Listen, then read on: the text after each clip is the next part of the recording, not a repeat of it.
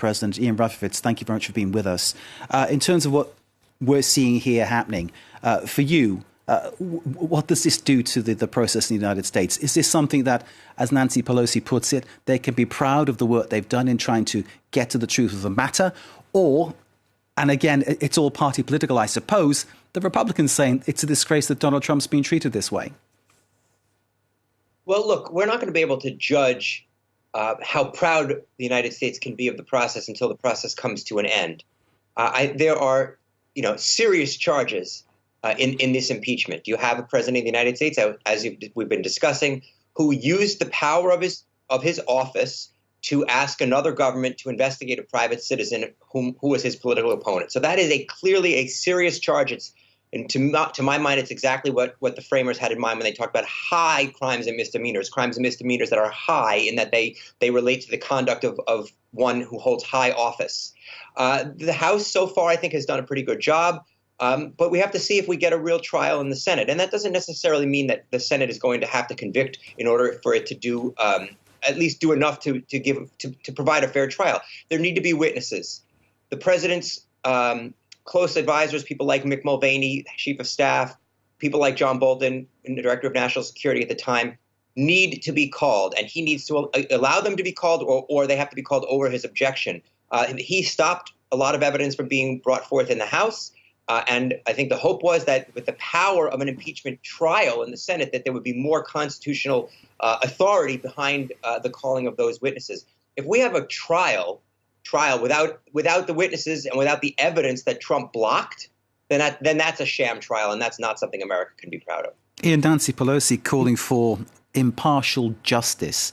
I put it to our legal expert, Eric Lissan, that, we've got Republican senators who are already saying they will not vote against Donald Trump. Now, that's not impartial. Do you think there's any sense that what's going to happen next will be what Nancy Pelosi is asking for, and maybe what the USA needs, that impartial judgment of what's happening? What we're seeing as we're talking, we're seeing the articles being brought across from the House to the Senate. Is there going to be impartial justice, Ian? Any chance of that happening? Well, if you're asking me, I think there's a chance. I think there's a chance. I think you have enough Republican senators possibly who will be willing to vote to provide a majority to allow witnesses. And if you allow witnesses, then there's a chance for a fair trial. So I would put the odds, roughly at 50-50, let's say, with people like Mitt Romney who have spoken in principled ways at times. If they step forward, if people like Susan Collins or Cory Gardner, either for principled reasons or because they simply think they need to do it to get reelected, step forward and vote for these witnesses. Perhaps somebody like Rand Paul or even Mike Lee, who are principled in their own way and are certainly willing to go outside the box at times, as they have done recently in opposing some of President Trump's actions on Iran. There is a chance. There is a chance. Let's leave it at that. Ian Reifowitz, for the moment, thank you. Please stay with us. Let's now go to Eric Lissan, who is our legal specialist in many ways, former federal prosecutor, lawyer, both in France and in the US, and following this story very closely. Eric, a similar question to the one I put to Ian, I suppose. The chance of impartial justice. It's vital that some kind of balance is brought into this assessment of what happens next. Some kind of balance is brought into this process. To the extent that there's justice here, it will probably not be in the outcome. There's very few of these senators on the Republican side that are really willing to entertain an open mind. They've said that. Even Rand Paul, who was just mentioned by the previous guest, or I would say he's one of the most furthest in the Trump camp. He was just on Fox News a few minutes before we went live here saying that he thinks the whole thing is ridiculous. But to the extent that there is process, that is the justice. To the extent that this is transparent, that is the justice. To the extent that this shows that the checks and balances and the institutions as they are currently structured in the United States still function in some way according to what the Constitution dictated and to what the founders and drafters of the Constitution envisioned, that is justice. We can't look at the outcome here to give the ultimate rendering. And I would take a slightly different viewpoint than your co-anchor there in Paris. it doesn't seem ignominious in terms of the overall functioning of the government and the institution of the presidency. Certainly it is ignominious in terms of the conduct that is elucidated for the president himself at a personal level. But that doesn't necessarily bring disrepute onto the country as a whole when the process here is designed to try to rein that in some manner. It's certainly been imperfect, and it's certainly been infected by a high degree of partisan polarization. But to the extent that the Democrats are pushing this through, many would say this should have been done earlier. The failure to do it earlier empowered the president to engage in this lawful activity. And to the extent that it shows transparency and to the citizenry what happened so that they can make up their own minds, however polarized they may be themselves, that is a victory for justice. Eric, thank you for the moment. Let's take a listen to what's happening in Washington.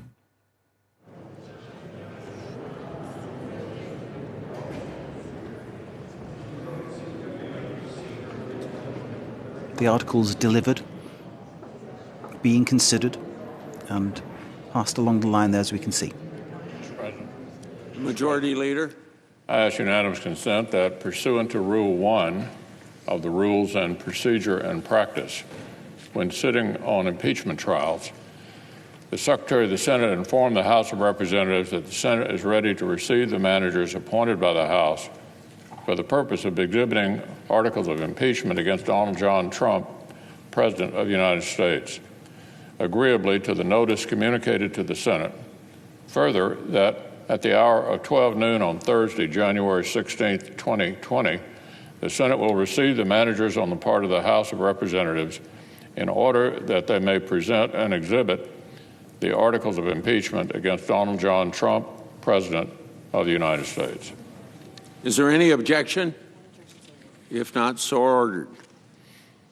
I ask unanimous consent that pursuant to Rules 3 and 4 of the Rules of Procedure and Practice, when sitting on impeachment trials, that at the hour of 2 p.m. on Thursday, January 16, 2020, the Senate proceed to the consideration of the articles of impeachment, and that the presiding officer, through the Secretary of the Senate, notify the Chief Justice of the United States of the time and place fixed for consideration of the articles and request his attendance as presiding officer pursuant to Article 1, Section 3, Clause 6 of the U.S. Constitution.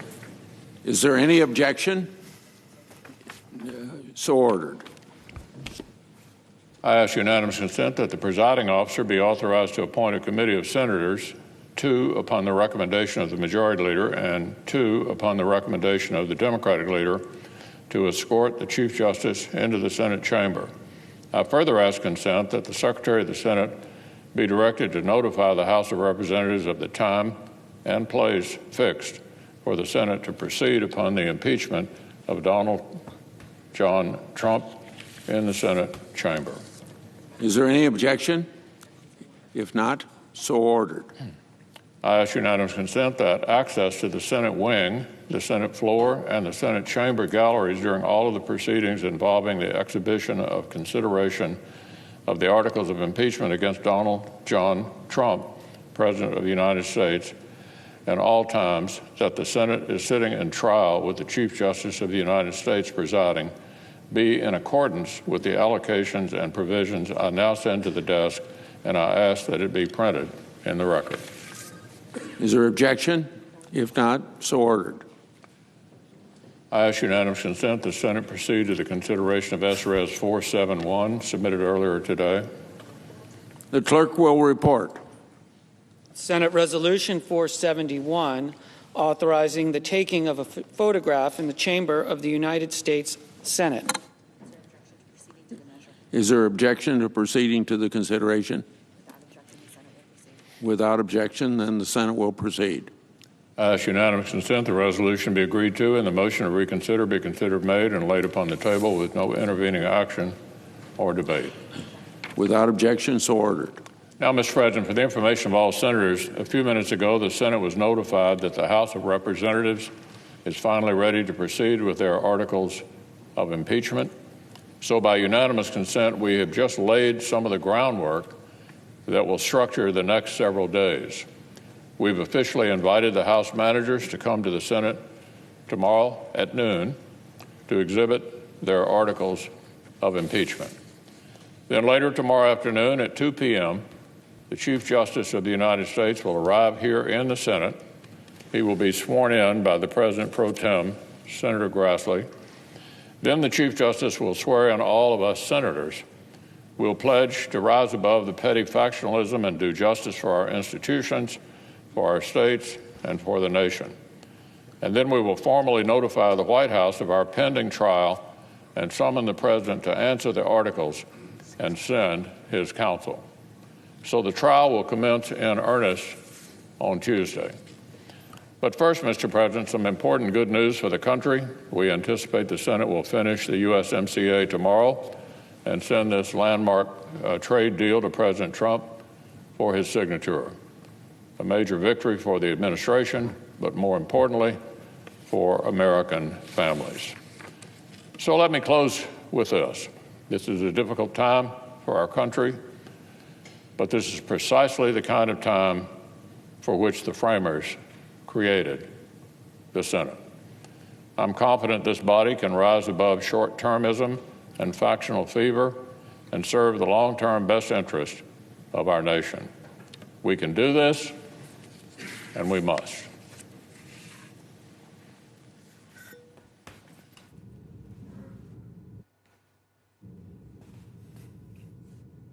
That was the leader of the Senate, Mitch McConnell, there, setting down some of the ground rules, the groundwork for the trial, which he says is set to commence in earnest on Tuesday.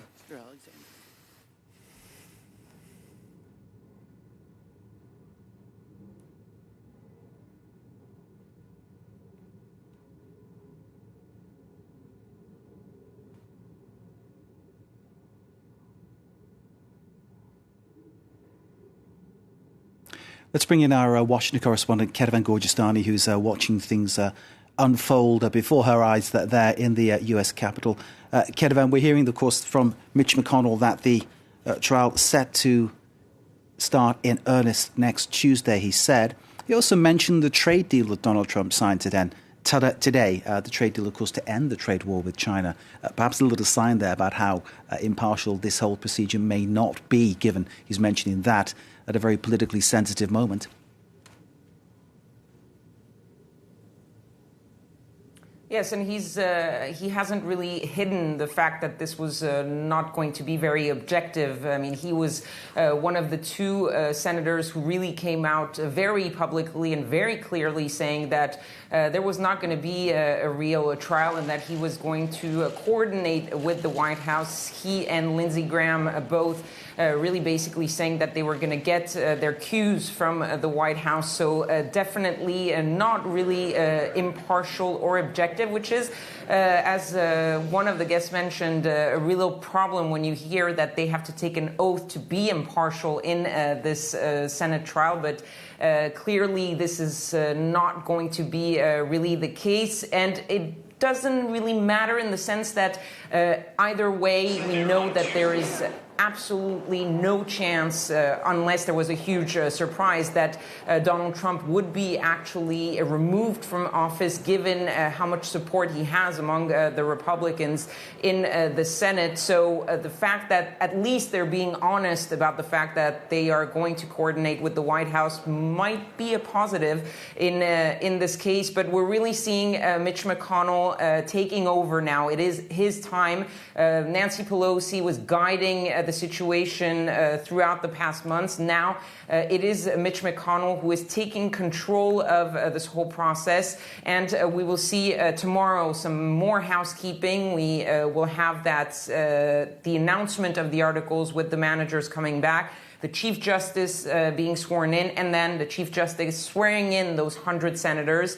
And then next week, of course, that real trial. And then we'll get back to the question of the witnesses, because that will be the huge debate, the real question and argument. And we'll see whether or not these few Republicans who've been hinting more or less publicly that they are willing to vote with the Democrats to bring in some witnesses in this trial, whether they will actually go through with it, because Mitch McConnell has been sort of forced to take this action towards the possibility, at least, of having witnesses. Initially, he had said, no, it's never going to happen. And then we've seen the public opinion, 71% of Americans saying they're in favor of seeing witnesses. 40% of Republicans want to hear from witnesses. And then you had those several Republicans who are starting to say, well, if we want a fair trial, we need to at least hear from these witnesses. And Mitch McConnell seeming to understand that.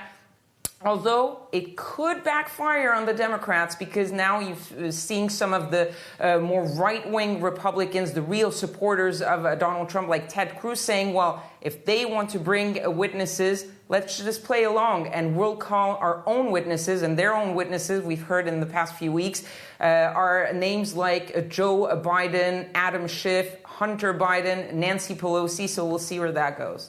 Kedavan, thank you very much indeed. Let's go to Ian Reifowitz, joining us again from the United States. Ian, in terms of what we're seeing, it is making history. You are a professor of history. And what's likely to happen next is likely to have strong implications for what will shape the United States over years to come. And, of course, this will all be taking place in an election year with a campaign going on.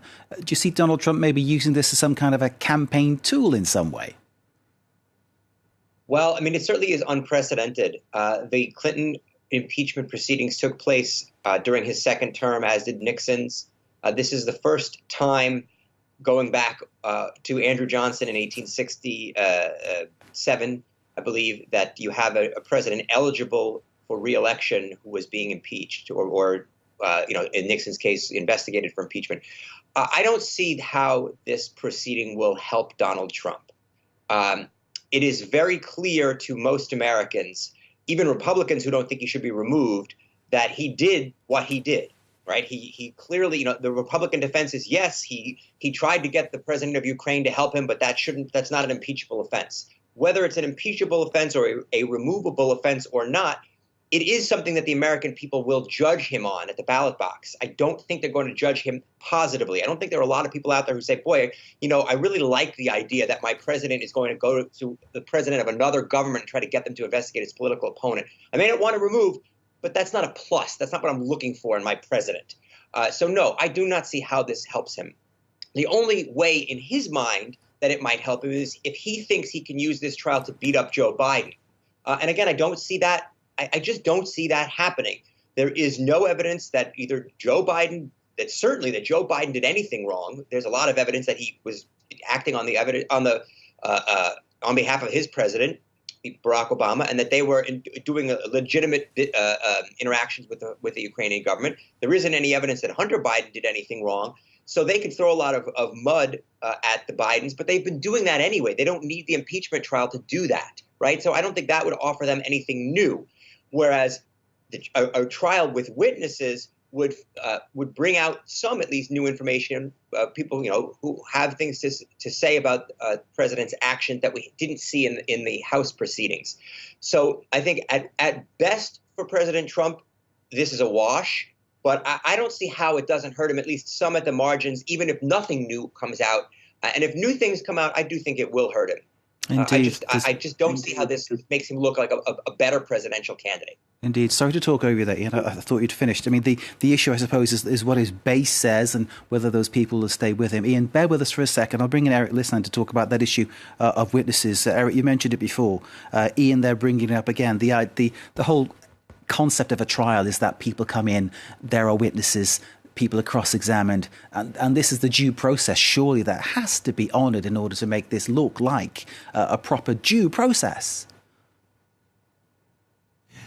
Neither Trump nor McConnell nor Trump's allies in the Senate wanted witnesses. They wanted initially for this to go just at a blitzkrieg pace and to get it done with, go through the motions. They even tried, and they still might try, to get what's called a vote on a motion to dismiss without even getting into any of the evidence in any form whatsoever.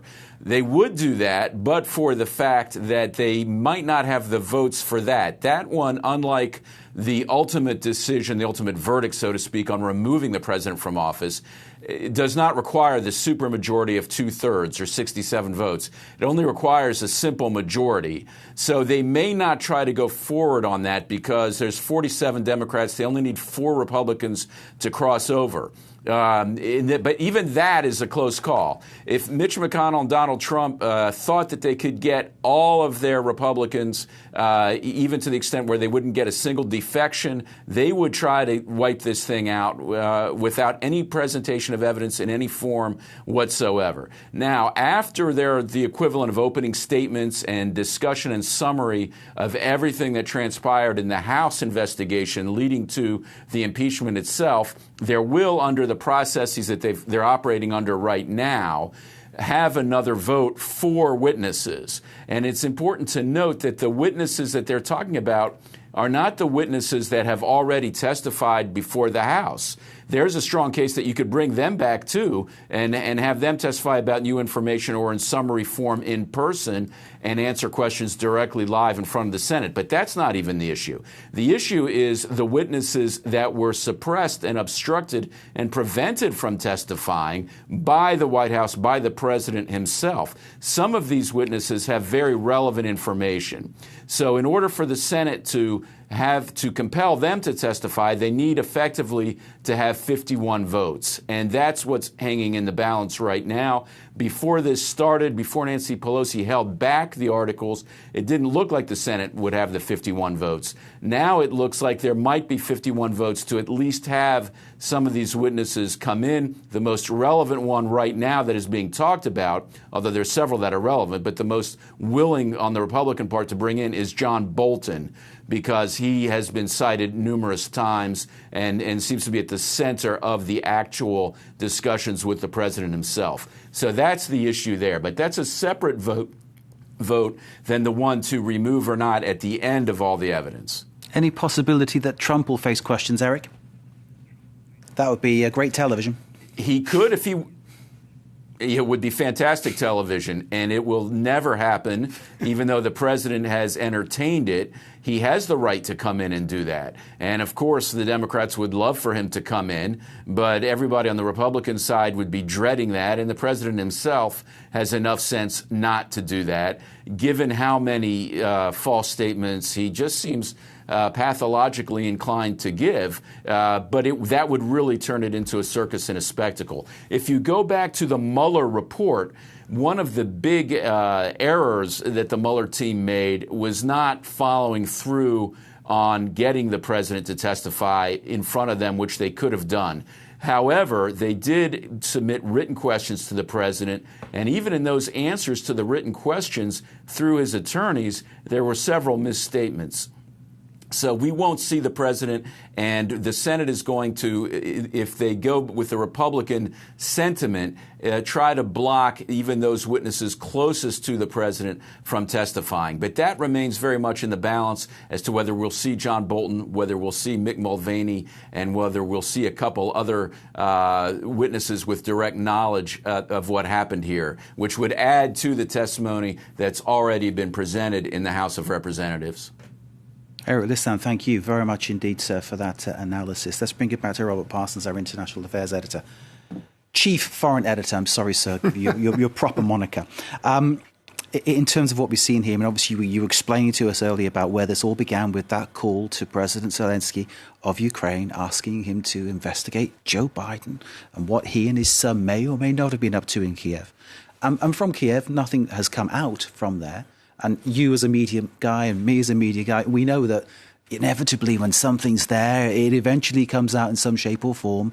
Nothing's come back on that, has it, at all? There's been no hint, has there? Well, yes, there has. Actually, today there has, And it's very interesting. One of the reasons that Nancy Pelosi gave for pushing things back was in the possibility that more evidence would come to light during the time she was considering when to send the articles to the Senate. And just today we've been given what the Democrats in the House are calling a trove of new documents, emails, SMS messages, and so on, linking Rudy Giuliani, Lev Parnas, the American-Ukrainian businessman who's been arrested, somebody called, I don't remember his name, Roger Hyde, a new link in this whole affair, a Trump donor who's a candidate congressional applicant as well, in an effort to try to get information again on the Bidens, and in what would seem to be an effort to carry out surveillance, electronic surveillance of the American ambassador at the time in Kiev. Extraordinary allegations, which, if there's any substance to them, are going to give Donald Trump even more problems going forward, perhaps even during this trial. Robert Parsons, thank you very much indeed. Thanks to Rob. Thanks to Eric Lissan for the legal advice. Thanks to Ian Reifowitz for the historical context and, of course, contemporary insight too. And thanks as ever to our Washington correspondent, Ketevan Gorgistani. I've been looking at Twitter, Donald Trump's account, no reaction yet. So I'm sure there'll be some to come. Thanks for watching this special edition on the historic moment of the impeachment of Donald Trump. And, of course, we'll take you through every development as it happens. Stay with us here on France 24.